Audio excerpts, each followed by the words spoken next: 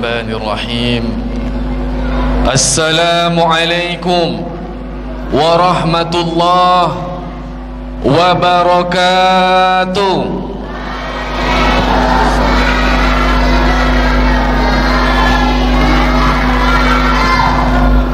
Kalau ditengok dari sini nampak jamaah emak-emak di belakang, tapi nak dengar suara jawab salamnya.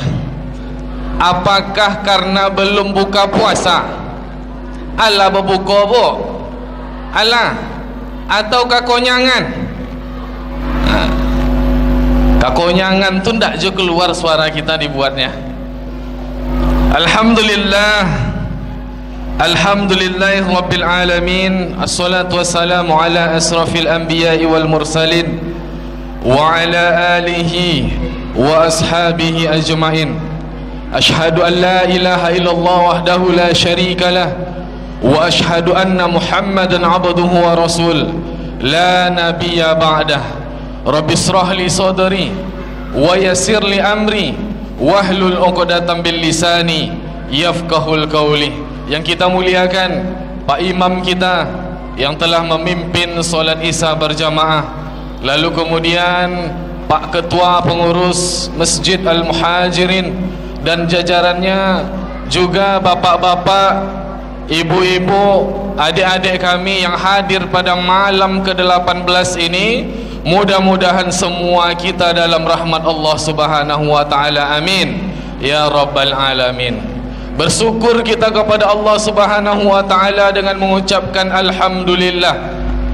Ada dua nikmat yang mesti kita syukuri pada malam hari ini, Bapak Ibu yang dirahmati oleh Allah Subhanahu wa taala. Nikmat yang pertama, nikmat kesehatan yang diberikan Allah kepada kita. Di tengah wabah virus corona yang melanda ini, tapi Allah masih memilih kita untuk tetap sehat sehingga bisa kita hadir di masjid ini.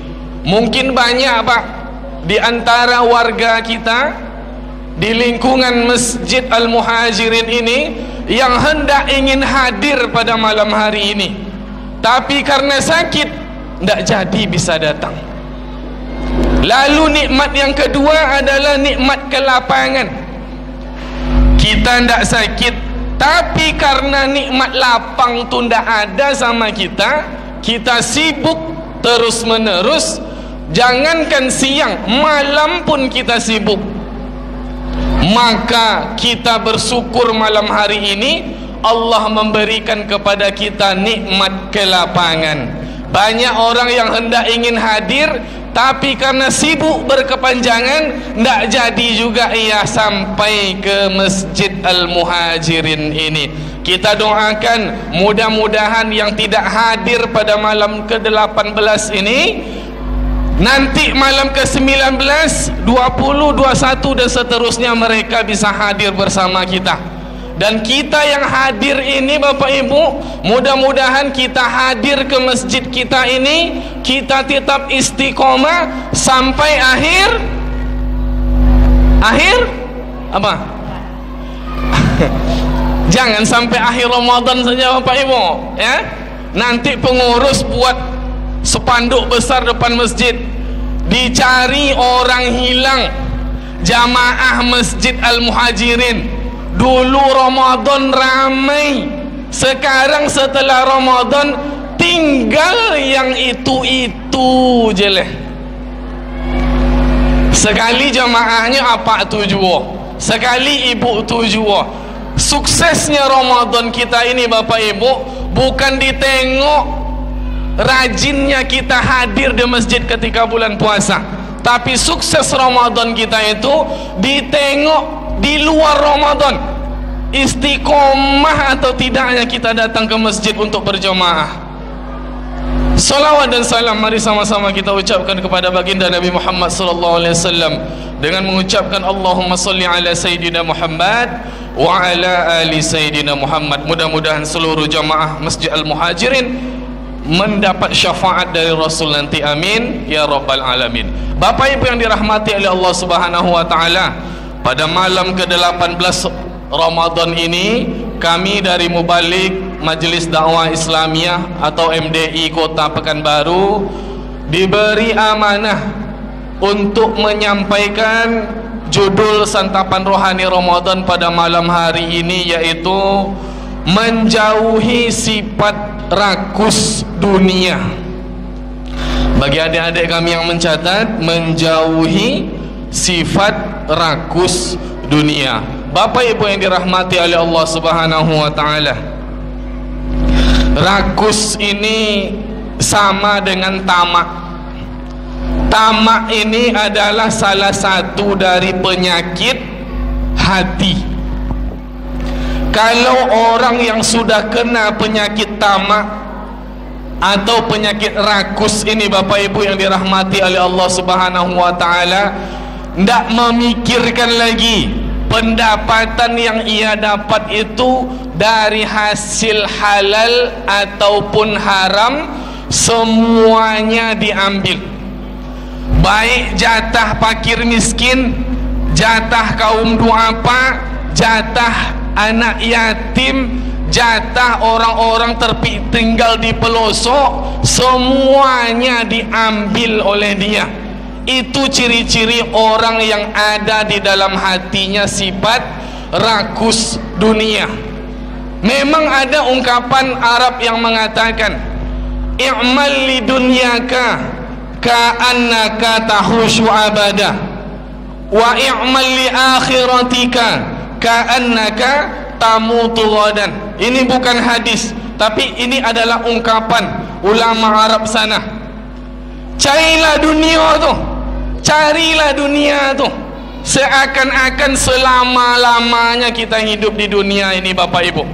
Tidak masalah, cari dunia tu, tapi ingat, wa i'mal li akhiratika ka'annaka tamutu ghadan. Ingatlah kalian untuk beramal seakan-akan besok pagi kita meninggal dunia. Kalau tahu kita ajal kita akan datang, Bapak Ibu, apa yang kita lakukan? Apa yang kita lakukan? Tobat, Ustaz. Solat takkan kami lalai lagi, Ustaz. Setiap waktu solat masuk, hadir kami selalu di masjid, Ustaz. Tapi ajal itu adalah, ajal itu tidak pernah ada yang tahu kapan datangnya kepada kita, tapi pasti ia akan datang kepada kita. Kalau di kampung kami sana, Bapak Ibu yang dirahmati oleh Allah Subhanahu wa taala, ada orang Ocu sini, Pak? Ada. Ibu-ibu ada orang Ocu. Ada orang Biandang. Kawan Ambo, Bang Yanis, sama sekolah sama Ambo. Beliau orang Kuapan. Jadi di kampung kami itu, Bapak Ibu yang dirahmati oleh Allah Subhanahu wa taala, kalaulah datang musim durian,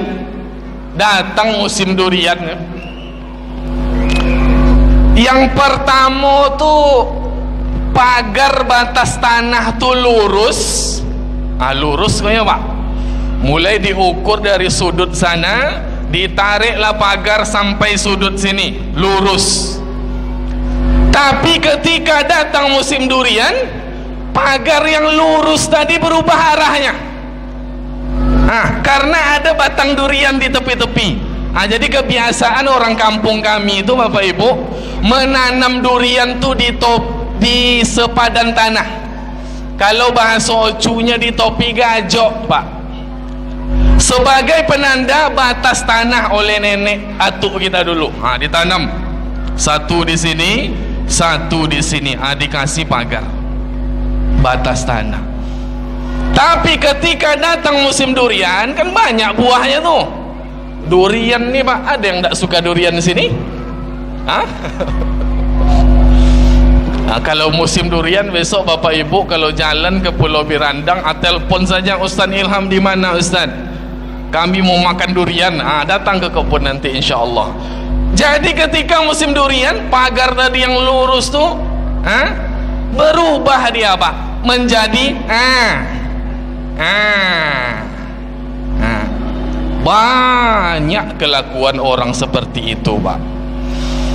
Kalau kita tinggal di perumahan tipe 36 sini, Pak. Ya, tipe 36 tuh saya juga tinggal di perumahan tipe 36, Pak. Ya enggak bisa awak menggeser tanah do, Pak, ya. Lah do pagarnya.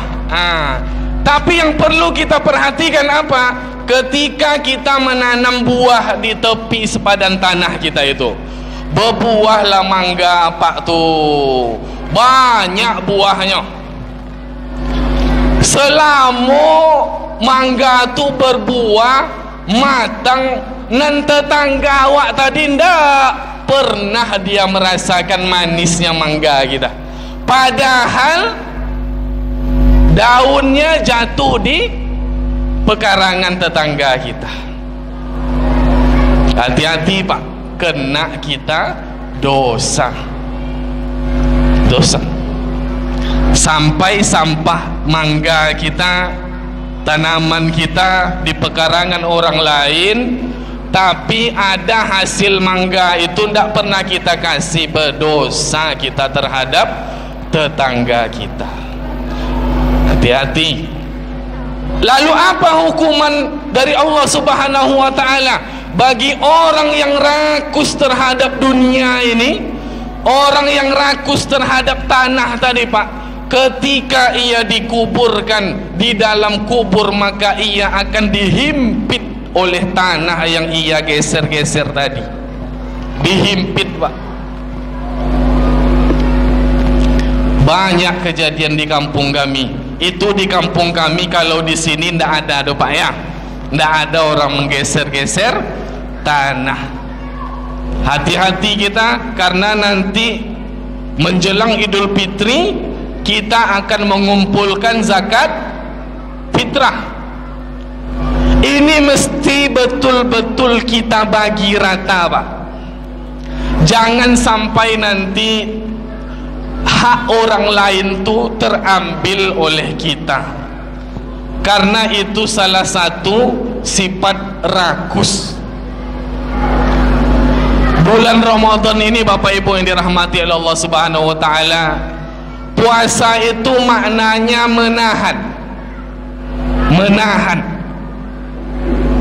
menahan dari hawa nafsu, menahan dari semua segala macam penyakit hati seperti rakus dunia tadi. Kalau Ustaz Somad mengatakan dunia itu ibaratkan kita mencelupkan jari ke dalam air, Pak. Lalu jari kita tadi kita angkat, maka meneteslah air tadi. Maka satu tetes, dua tetes, itulah dunia itu. Kalau tidak dapat, kita jangan bersedih, karena yang tidak kita dapatkan itu hanyalah satu tetes, dua tetes. Tapi kalau kita dapatkan dunia itu, jangan bangga, karena yang kita dapatkan itu hanyalah satu tetes, dua tetes. Itulah dunia. Bagi Allah, bagi orang yang Allah titipkan rizki yang berlebih, mari kita perbanyak sedekah, Pak. Karena di akhir hayat manusia itu, yang kita minta kepada Allah Subhanahu wa ta'ala, ndak naik haji, ndak solat, ndak mengaji, ndak puasa, tapi apa yang kita minta kepada Allah? Fa'asaddaqah wa akum minas solihin. Ya Allah, kalaulah umur kami ini bisa Engkau tunda sedikit saja, maka fa'asaddaqah, maka kami akan bersedekah, ya Allah. Maka perbanyak sedekah kita, apalagi di bulan Ramadan yang penuh keberkahan ini. Bapak Ibu yang dirahmati oleh Allah Subhanahu wa ta'ala, tak bisa lama-lama kita berceramah sesuai dengan aturan wali kota. Ustaz-ustaz ceramah tak boleh lewat 10 menit, tapi ini dah lewat. Ini lantaran karena ada yang menyoteng saya nih, Pak. Ini baru pertama sekali, jadi sedikit grogi pula saya. Bapak Ibu yang dirahmati oleh Allah Subhanahu wa ta'ala, mari kita jadikan Ramadan kita pada tahun ini sebagai Ramadan terakhir kita, sehingga lebih bersungguh-sungguh kita dalam beribadah. Bapak Ibu yang dirahmati oleh Allah Subhanahu wa taala, terakhir saya doakan mudah-mudahan seluruh jamaah Masjid Al-Muhajirin, bapak-bapak, ibu-ibu, adik-adik kami yang hadir pada malam hari ini, mudah-mudahan kita semua terhindar dari wabah virus corona ini, amin ya rabbal alamin. Hanya ini yang dapat kami sampaikan, lebih dan kurang mohon maaf. Billahi taufiq wal hidayah. Assalamualaikum warahmatullahi wabarakatuh.